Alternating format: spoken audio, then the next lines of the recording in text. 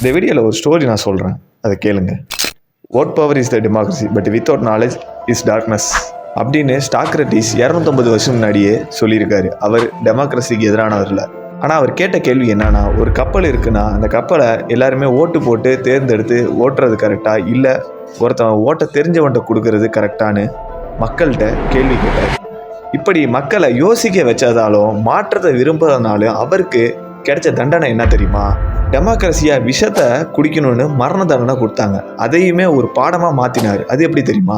எல்லாரும் ஒன்றிணைந்து ஒரு நன்மையை ஆதரிக்காம ஒரு தீமையை ஆதரிக்கிறீங்கன்னு என் மரணமே அதுக்கு உதாரணம்னு சொல்லிட்டு அவரோட ஸ்டூடெண்ட்டுக்கு கடைசியாக கிளாஸ் எடுத்துட்டு உண்மையும் நேர்மையும் கரேஜாகவும் இருக்கணும்னு சொல்லிட்டு அதுக்கப்புறம் அந்த விஷத்தை அவர் எல்லாரும் முன்னாடியும் சாப்பிட்டு மரணிக்கிறாரு. அவருக்கு அப்புறம் 533 வருஷம் கழிச்சு இயேசுநாதர் ஒரு திடர், இவங்க 2 பேரில் யார் வேணும்னு ஒரு டெமோக்ராட்டிக் தேர்தல் மாதிரி நடக்குது.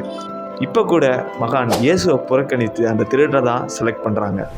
இந்த சாக்ரட்டிஸ் கார்ட்லையும் சரி, இயேசுநாதர் கார்ட்லையும் சரி, இல்லை நம்ம 2026லையும் சரி, majority wins but truth is tie.